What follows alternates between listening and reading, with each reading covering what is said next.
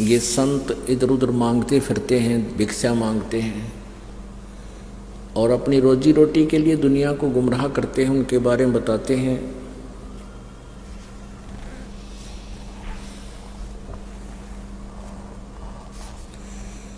क्या बताते हैं?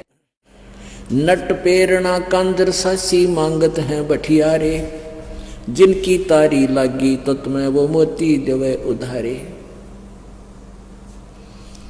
बिन ही मांग्या देत चिदानंद छाजन भोजन लोई, 56 भोग संजोग सुरत आवे नई रसोई।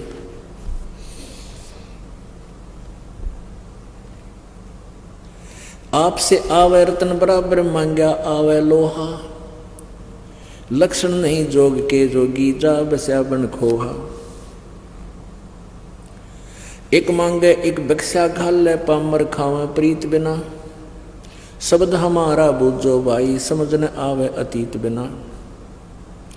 टूका कारण फिरे कुकरा 70 घर फिर आवे, ये तो लक्षण नहीं साधु के क्यों बाणा बिरद लजावे। परमात्मा कहते हैं जैसे रोटी के एक टूक के लिए कुत्ता फिरता है 70 ग्राम धक्के खा ले, ऐसे एक संत के बाणे में, साधु के बाणे में टूक मांगता फिरे है। कहती ये लक्षण नहीं संत के, क्यों भगवान को भी तो लज्जा रहा है। टूका कारण फिरे कुकरा 70 घर फिर आवे, ये तो लक्षण नहीं साधु के क्यों बाणा बिरद लजावे। जिनको आत्मज्ञान नहीं वो मांगते हैं भाई, और चावल चून इकट्ठा करके वह ब्याज बधावे जाई। परमेश्वर पद से महरम नाही, गृहस्थी आन उपासी।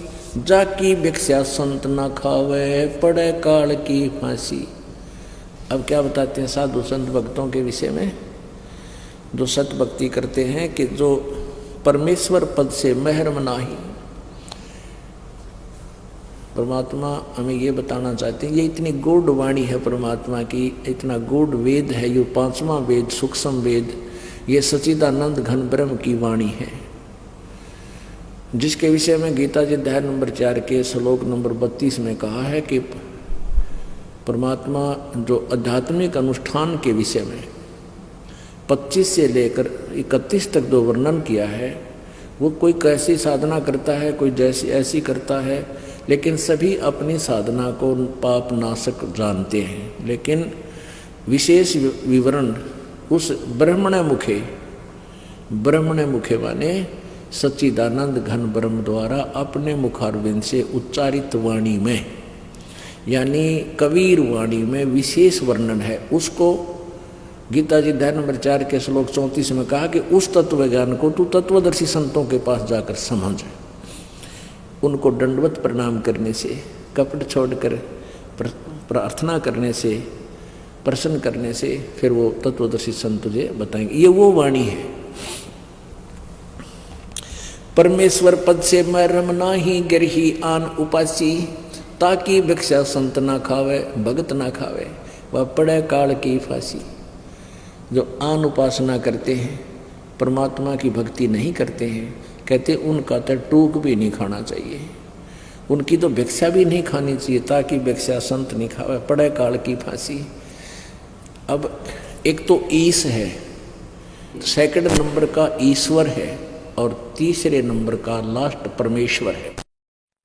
जैसे ब्रह्म, फिर परब्रह्म, और तीसरा पूर्ण ब्रह्म, परम अक्षर ब्रह्म, ये 3 परमात्मा है। ब्रह्म ईश ब्रह्म है, जिसको काल भी कहते हैं, 21 ब्रह्मांड का स्वामी है। और परब्रह्म इसको अक्षर पुरुष भी कहा है गीता जी अध्याय नंबर 15 के श्लोक नंबर 16 में। और ये सात संख ब्रह्मांड का स्वामी है। और तीसरा परम अक्षर ब्रह्म, पूर्ण ब्रह्म, सतपुरुष कहो, ईश्वर, परमेश्वर।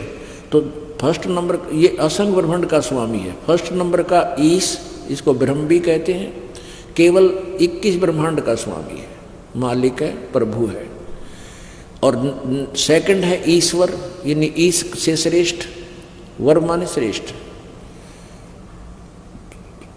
और इसको परब्रह्म भी कहते हैं, अक्षर पुरुष भी कहते हैं, अक्षर ब्रह्म भी कहते हैं।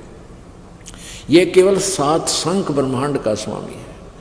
और तीसरे नंबर का परमेश्वर, ईश्वर परमेश्वर, जो असंख्य ब्रह्मांड का स्वामी है। तो यहाँ क्या कहते हैं, जो इस परमेश्वर के अतिरिक्त जो अन्य पूजाएं करते हैं, परमेश्वर पद से महरम नाही, महरम माने पूर्ण परिचित नहीं है, जिसका महरमी माने भाई तुम इसके विशेष गूढ़ रहस्य को, गूढ़ ज्ञान को समझता हो, पूर्ण परिचित। महरम माने महरम, यानी मैं इसके महरम को जानता हूं।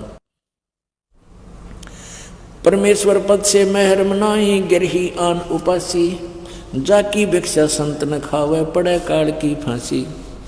डूम भाट बैसा सांसी का पैसा जाके आवे, बिन ही बूझे जात नरक में, नीच धान जो खावे। डूम भाट बैसा सांसी कहते इस प्रकार के जो व्यक्ति हैं, ऐसा कर्म करते हैं, तो उनका भोजन खाने से कहते बिना बूझे नरक में जाओगा इंसान। नट पेरना कांदर सांसी, ब्राह्मण बुरा कहावे, कसाई डाकौत बराबर सब बढ़िया कह जावे। ओह, नट पेरना कांदर सांसी, ये ब्राह्मण बुरा कहावे, और कसाई डाकौत बराबर, डाकौत जो है कसाई बराबर है, और जो सब बढ़िया कह जावे। अपने आत्माओं नट पेरना कांदर सांसी, और ब्राह्मण को बुरा कहा है मालिक ने। अब जैसे कबीर जी की वाणी को, परमेश्वर की वाणी को बताकर हम छोड़ दें तो दुख होए आप जी को, क्योंकि ब्राह्मण हिंदू समाज का गुरु जी कहलाता है। लेकिन ये इनकी हिस्ट्री में ही लिखा, जिसको हिंदू समाज जिन ग्रंथों को सच मानता है। अब यहाँ दिखाना पड़ेगा, क्योंकि ये एक ऐसा जटिल प्रश्न है, अगर समय पर समाधान नहीं हुआ तो ये मार्ग में बाधक बन जाता है। ये देखिएगा, श्रीमद् देवी भागवत, गीता प्रेस गोरखपुर से प्रकाशित है।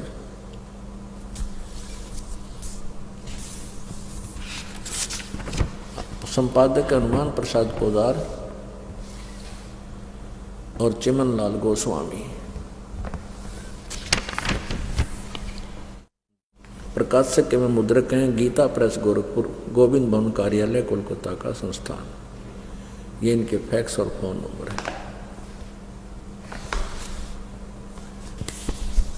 इसके 414 पृष्ठ को आपको दिखाते हैं। संक्षिप्त देवी भागवत और छठा स्कंद, 414 पृष्ठ। जन्मे जय ने पूछा, महाभाग किस युग में कैसा धर्म का स्वरूप है, इस संपूर्ण विषय को विशेष रूप से बताने की कृपा कीजिए। व्यास जी बोले, राजन, यह निश्चय है कि सतयुग में ब्राह्मण वेद के पूर्ण विद्वान थे और उनके द्वारा निरंतर भगवती जगदम्बा की आराधना होती थी। वह दुर्गा की पूजा करते थे और वेदों के पूर्ण विद्वान माने जाते थे। भगवती का दर्शन करने के लिए उनका मन सदा ललायित रहता था। अब यहाँ क्या दिखाना चाहते हैं, यही धर्म की सतिथि त्रेता में थी, रही, परंतु कुछ ह्रास हो गया।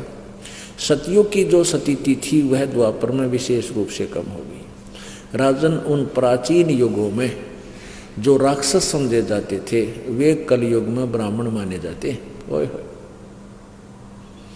क्योंकि अब के ब्राह्मण प्राय पाखंड करने में तत्पर रहते हैं, दूसरों को ठगना, झूठ बोलना और वैदिक धर्म कर्म से अलग रहना कलयुगी ब्राह्मणों का स्वाभाविक गुण बन गया।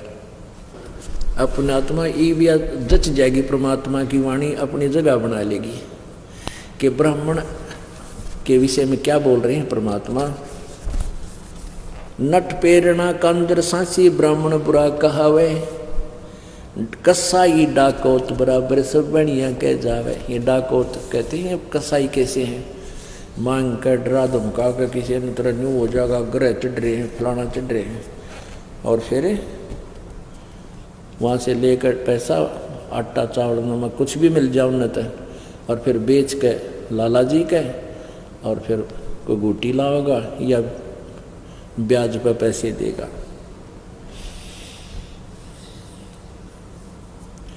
ब्राह्मण बनिया, अक्षत्रिय शूद्र, ये चारों कुल ऊंचा। देखो वाणी में कितना अंतर है पुण्यात्मा। ब्राह्मण बनिया, अक्षत्रिय शूद्र, वैश्य कहो चाहे बनिया कहो, ये चारों कुल ऊंचा। अभी नकलिया नतनियों का रखा शूद्र वर्ण तो जो है ना ये नीचा कुल है, शूद्र नहीं। अपने अपने कर्म को जो निष्ठा से कर रहा है, सभी का कार्य करने योग्य है, कर्तव्य कर्म है, और कोई ऊंचा नीचा नहीं। जिसका जो कर्म है वो सही कर रहा है अपने निभाकर, कहते ये चारों कुल ऊंचा। और न्युग्रे द्वार न जावे योगी, जो सत सोजत इंद्री सूचा। कि अगर ठीक सत साधना करने वाला हो और परमात्मा का नाम ले रखा हो, पूर्ण परमात्मा की भक्ति करता हो, इन चारों कुलों में किसी भी कुल में किसी भी वर्ण में उत्पन्न हो और ये साधना कर रहा हो और ये साधना ना कर रहा हो, उस निगुरे के घर नहीं जावे। इन चारों वर्णों में जो सत साधना करता है तो उसके आहार आप कर सकते हो, ऐसा लिखा है। अपनात्मा ये चिंतित ना होना कि तुम भाई हमने तो रिश्तेदारी में जाना पड़ता है और वहाँ भी फिर रोटी तो खानी ही पड़ती है, मारे भी बाहर लगेगा, वो भी नुग्रे है। तो उसका एक बता रखा है एंटीबायोटिक आपको, कि कहते हैं आप वहाँ जाते हो, खाना खाने नहीं जाते उनके वहाँ पर, और आपके पास एक ऐसे मंत्र हैं, उस नाम के जाप से, ये तो जो भक्ति नहीं करते ना उन पर असर है, और किसी कारण से आप जी ने कहीं आहार करना पड़ जाता है तो परमात्मा का नाम जाप करते रहिए। और अन्नदेव की आरती है छोटी सी, उसको आप कीजिए, आपको हानि होगी नहीं आपको, और जिसका अपना आहार किया उसको पुण्य हो जाएगा। इस तरह मालिक ने बताया है। ये तो उनके लिए बताया जो मांगते फिरते हैं और फिर भक्ति की भी रीस करते हैं। पहले तो साधना शास्त्र विरुद्ध, और फिर किसी का भोजन लेकर खा लेते हैं, उनके पास वो भक्ति सत्य है नहीं जो उस पाप के भोजन को हजम कर सके, यानी उसे डिस्टर्ब ना हो। तो आप जी को मंत्र दे रखे हैं, आपका मन वहाँ रोटी खाने का नहीं था, किसी विशेष उद्देश्य से गए हो, गए को आहार किया दिया है तो आपको हानि नहीं होगी। ये उनको कहा जाता है जो परमात्मा की आड़ में उनको लताड़ा जा रहा है, जो भगत और संत बनकर और फिर मांगते आंडे। क्या बताते हैं, राजा राज रसातल जाई, कौम छती सो डांडे, सब है अपावन कहिए भाई, योगी किस दर हांडे। अब ये संत है ना नकली, ये राजाओं के गणे जाया करते, क्योंकि वहाँ अच्छी जो है ना उनको पैसे मिलते थे, तो वहाँ से वो भिक्षा अच्छी मिलती थी, उसके लिए वो दक्षिणा अच्छी मिलती थी। तो यहाँ बताते हैं राजा राज रसातल जाई, राजा नरक में जाएगा, क्योंकि कौम छती सो डांडे, अब सभी अपावन कहिए भाई, योगी किस तरह हांडे। राजा जैसे राजा लोग टैक्स लगाते हैं आपके ऊपर, तो उस टैक्स के माध्यम से अच्छे बुरे गरीब अमीर सबका पैसा राजा के पास जाता है, और उसी से वो अपना निर्वाह करता है, अपनी सेना रखता है, अपने ऐश्वर्य के साधन करता है। उसमें से फिर कहते संत जाके खावे तो वो भी साथ नरक में जावे। एक हलाई सेंस कसाई, पलड़ा बेस बजावे, और कोठे माही नाच घाल के कोरा काल मनावे। एक अलाई होती है, जैसे किसान हल जोतता है ना, और 1 एकड़ मान ले जमीन है 200 फुट लंबा और 220 फुट लंबा और 198 फुट चौड़ा, ऐसा 1 एकड़ होता है। तो उसमें हल से संवारते समय वो लगभग 20 फुट चौड़ा और 180 200 यानी पूरे एकड़ की एक साइड की लंबाई ले लेता। तो उस 20 बाई 220 मान लो, एक हलाई में जो वो हल के द्वारा जमीन खोदता है तो उसमें उसको 1000 कसाइयों जितना पाप बन जाता है। बताओ। और फिर कहाँ जाता है, वो क्या करता है उस पैसे, जैसे घन अन्न हो गया किसान का, फिर वो बेच का होगा बनिया का, बनिए का बेचता है तो बनिया के सोचा है उस अनाज को अपने कोठे में अपने सटोर में रख लेता है। और फिर ने सोचा ये भगवान इनका काल पड़ जा और तेरा गेहूँ महंगा बिक गया। वो पाप का भागी, कितनी दुष्ट सोच हो जाती है उस बिजनेसमैन की। तो कहते हैं 1 सेंस कसाई, मान लीजिए तो किसान के घर भोजन खाना चाहता है तो उसके ऊपर इतना भार बन जाता है। अपने आत्माओं, ये अध्यात्म ज्ञान है, ये तत्व ज्ञान है। इस तत्व ज्ञान को समझने के लिए आपको धैर्य रखना पड़ेगा, डगमग नहीं होना, घबराना नहीं। अब जैसे आप जाते हो किसी के घर, खाना भी खाना पड़ता है, किसान के घर भी जन्म है लोगों का, और भी बनिया के घर भी जन्म है। तो जैसे हम प्रतिदिन कपड़ा पहनते हैं, जैसे हम प्रतिदिन कपड़ा पहनते हैं और ये मैला हो जाता है, स्वाभाविक है, तो इसको धोने के लिए साबुन और जल का प्रयोग किया जाता है, ये स्वच्छ हो जाता है। ऐसे आपको एक मंत्र दे रखा सतनाम। इस सतनाम के जाप आपके ऊपर ये भार नहीं बनेगा। अब जैसे आप किसी रिश्तेदार के यहाँ चले गए, आपने आहार तो करना ही पड़ेगा, अपने मंत्र जाप करना, आरती करें, और अब आपको तो लाभ बाहर बनेगा नहीं, क्योंकि आपके पास तो वो साबुन और जल है, मैल कट जाएगा। और आपको आहार कराने में जिसके घर आपने भोजन पाया उसको पुण्य मिलेगा, क्योंकि संत भगत के खिलाने का, भोजन कराने का बहुत पुण्य होता है। अपना आत्मा तुम गड़बड़ ना कर दियो, कभी भगतान बुला के जमान लाग जाओ, कभी मेरे वाले इस काम ने फिर फेल कर दो तुम नहीं। अपनी भक्ति करो, सब न राम नाम पर ला दो, और वो भी भक्ति भी। तो फिर वो दूसरा तरीका, पहले क्या था, या परमात्मा आते हैं एक सुचारू, स्वयं आते हैं या मेरे जैसे दास को भेज देते हैं, ज्ञान वही होता है, परमात्मा विधान वही होता है, अप्लीकेबल वो खुद भी करते हैं, अपने नुमाइंदे रिप्रेजेंटेटिव से भी उसको वो सुचारू करवा देते हैं, लागू करवाते हैं। तो पहले क्या होता था, जैसे शादी ब्याह होया करती,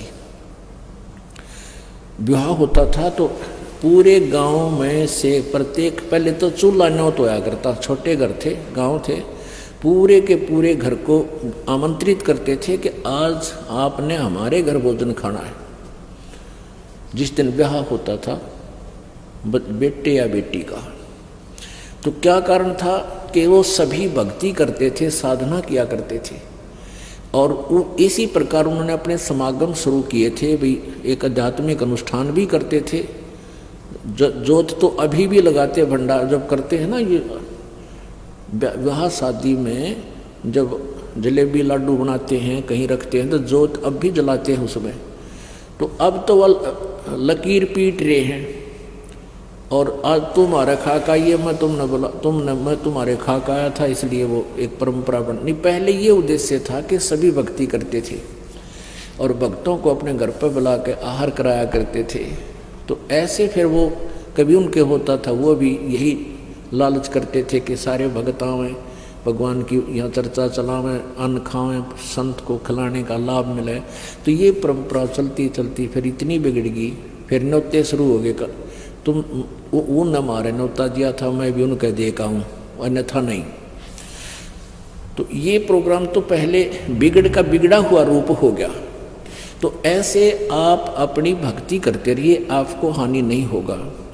जैसे ये दास आपको मना करता है कि जो कोई धार्मिक अनुष्ठान करते हैं, आन उपासना करने वाले, वहाँ आपको नहीं जाना चाहिए, उस दिन आहार नहीं करना चाहिए वहाँ पर, क्योंकि उस दिन वहाँ जाने में आपका सहयोग होगा उस शास्त्र विरुद्ध साधना में।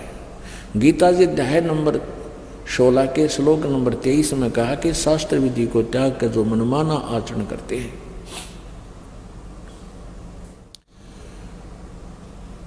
वो उनको न तो कोई सुख होता है, ना कोई सिद्धि होती है, और न ही उनकी गति होती है, अर्थात यूजलेस। तो जैसे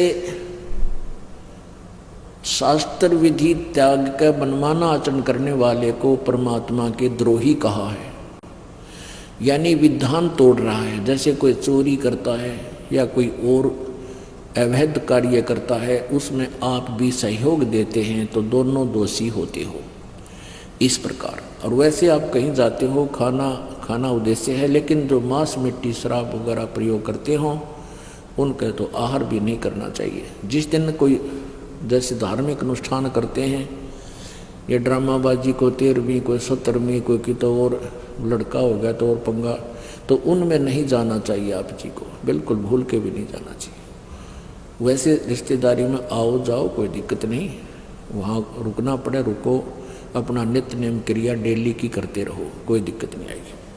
तो क्या बताते हैं, अब आप किसान का भी कार्य करते हो, आप दुकान का भी कार्य करते हो, मजदूर भी का भी कार्य करते हो, नौकरी भी करते हैं, तो उसके लिए परमात्मा ने ये मंत्र बता रखे, इनकी साधना करते रहिए। जो मांगे सो भड़ुआ कहिए, दर दर फिरे अज्ञानी, और योगी योग संपूर्ण जिसका जो मांग न पीवे पानी। पुणात्माओं, इस दास को सन 1994 में दीक्षा देने का आदेश मेरे पूज्य गुरुदेव जी ने किया था। उस समय ये दास सर्विस करता था जूनियर इंजीनियर सिविल की पोस्ट पे, और सत्संग पाठ करने का आदेश 1993 में दे दिया था। उस दिन से आज तक इस दास ने किसी के सामने एक नए पैसे की डिमांड नहीं की, ना किसी की पर्ची काटी, और ना ही किसी से न्यू का 10 रुपये दान करते हैं।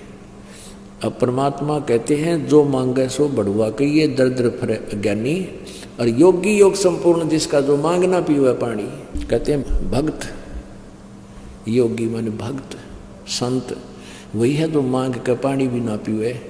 परमात्मा आगे तागे व्यवस्था रखे। आप देख रहे हो परमात्मा की कृपा से, क्योंकि आप जी को ऐसा मंत्र दिया जाता है, परमात्मा तुरंत आपको लाभ देना शुरू कर देता है। फिर ऐसा ज्ञान दे रखा है कि 10वां अंश गुरु को दीजिए, जीवन जन्म सफल कर लीजिए। यही वेदों और पुराणों का विधान है, लेकिन पूरे गुरु के बिना दिया हुआ दान फलता नहीं। तो आप जी को परमात्मा इतने ठाठ कर देता है, इतने सुख देता है, जो आपके बीमारी पर 50,000 रुपये लगने थे और 500 रुपये की दवाई से आराम हो गया। दवाई का तो बहाना किया परमात्मा ने, फिर आपके अंदर ये उत्सुकता पैदा हो गई है, भगवान तो 50,000 का ऑपरेशन बोल रखा था और ये परमात्मा बंदी छोड़ की दया से मेरा ठीक टल गया। तो गणा नहीं था 10,000 रुपये देने की नीत आपकी मन में होगी, कम से कम 10 तो मालिक के दे दूँ। वो बाढ़ में जाने थे या धर्म में लागेंगे। तो कहते करे करावे साइया मन में लहर उठा, और दादू से दर्जीव के आप बगल हो जा। आप पे तो आपको नुकसान से बचावे, और फिर प्रेरणा करे बेटा 2 पैसे दान भी कर बेटी, तो फिर वो दान करावे, और उस दान के प्रतिफल में फिर आपकी कैसी आपत्ति से रक्षा करेगा। जैसे द्रौपदी जो अपने पिता के घर पे थी, कंवारी थी, मालिक को पता था इस बेटी के आने वाले प्रारब्ध में बहुत भयंकर एक कर्म है, तो परमात्मा ने पहले लीला करती है। स्नान करने जाया करती, अजानों से ली साथ जाती थी गंगा के ऊपर। उसके पिता ने घाट बनवा रखा था, जनाना घाट स्नानार्थ। तो वहाँ एक अंधा महात्मा कहते सो छल छिद्र मैं करूं अपने दिन के काज। आप पे पहुंच गए परमात्मा वहाँ अंधे का रोल करके, और एक लंगोट तन पे, एक लंगोट तन पे, और वो इतने पानी में पहले स्नान कर रहे थे। फिर लड़कियों की आवाज़ सुनी, सुबह सुबह की बात है, जैसे सूर्यास्त होने से कुछ पहले। तो साधु संत ने सोचा भाई संत लड़कियां आ गई और तू एक वस्त्र ओनली कोपिन है तेरे पास, और वस्त्र है नहीं, तू गहरे पानी में हो जा। वो थोड़ा सा गहरे पानी में हो गया, और गहरे पानी में जब चला गया तो उसकी वह मलमल का नहावा था, वो लंगोट टूट गया और वो बह गया पानी में, निवस्त्र हो गया। महात्मा खड़ा है पानी जल में। अब कहते हैं साधु दर्शन राम का मुख पर बसे सुहाग, दर्श उन्हीं को होते हैं जिनके पूर्ण भाग। अब द्रौपदी ने देखा कि संत स्नान कर रहा है, और पुण्यात्मा जो होती हैं भगत और संत को देख कर घनी खुश होया करें, और निकम्मी आत्मा संत और भगत जड़ा करें, बूंदिया चिकटी जड़ी कहा करें, वो पाप कमाया करें। तो द्रौपदी ने सोचा साधु स्नान कर रहा है, इतना नहा लेगा, मैं भी स्नान कर लेती हूँ। अब द्रौपदी ने स्नान कर लिया, सारी सहेलियाँ ने स्नान कर लिया, तो बाहर निकली तो फिर देखा वो साधु दिखा, जो फिर याद आ गई, देखो हो संत जी तो स्नान ही कर रहे हैं। फिर लड़की ने अपने कपड़े बदले, जो साड़ी बांध कर गई थी वह नहा धो को तो सुखा दी, कपड़े ताजे नई साड़ी जो बांधी। फिर क्या देखती है कि सामने साधु खड़ा है और ये नहा भी नहीं रहा है, ऐसे हाथ मार रहा है।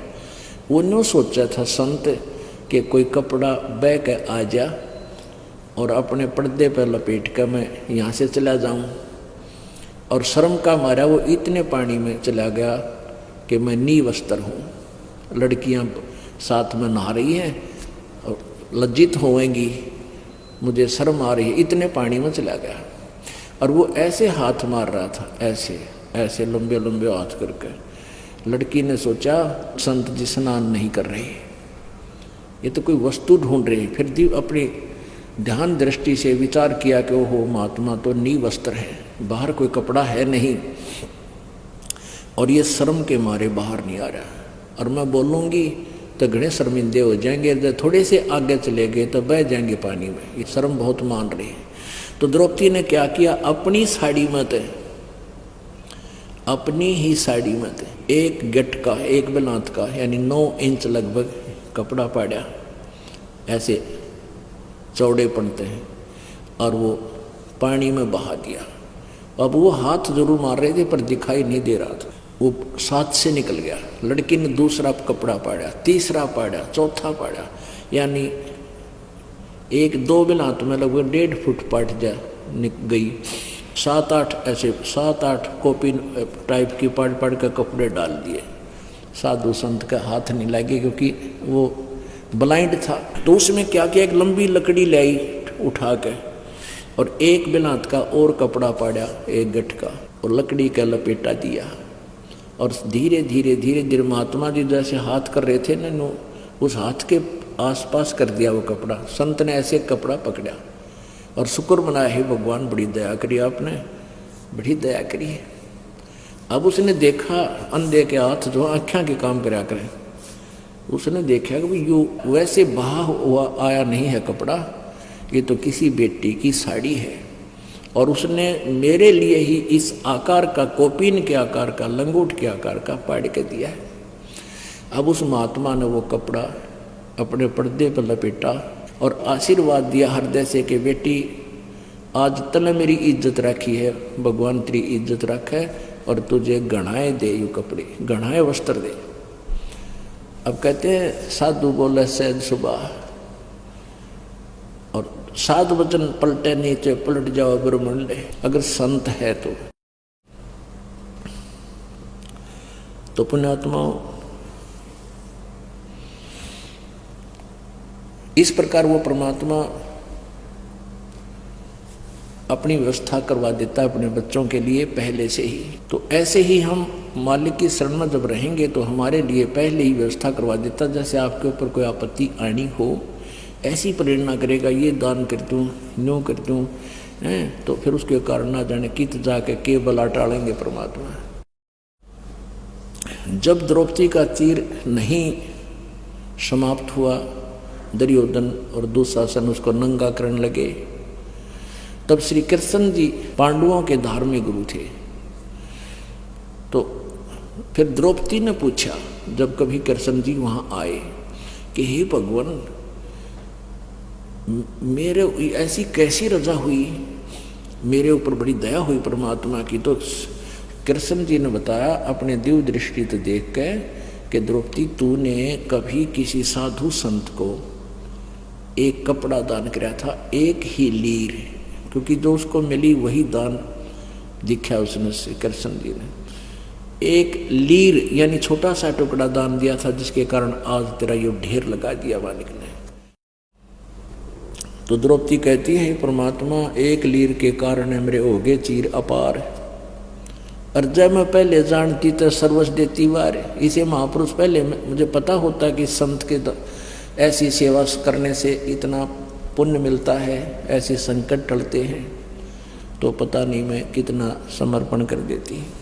तो पुण्यात्माओं,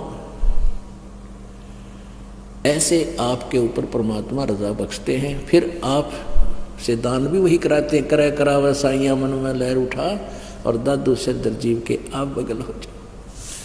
अब देखो, पुण्य एक विचार करने की बात है कि जैसे द्रौपदी एक राजा की लड़की थी और उसके साथ नौकरानियां भी सैकड़ों साथ गई हुई थी।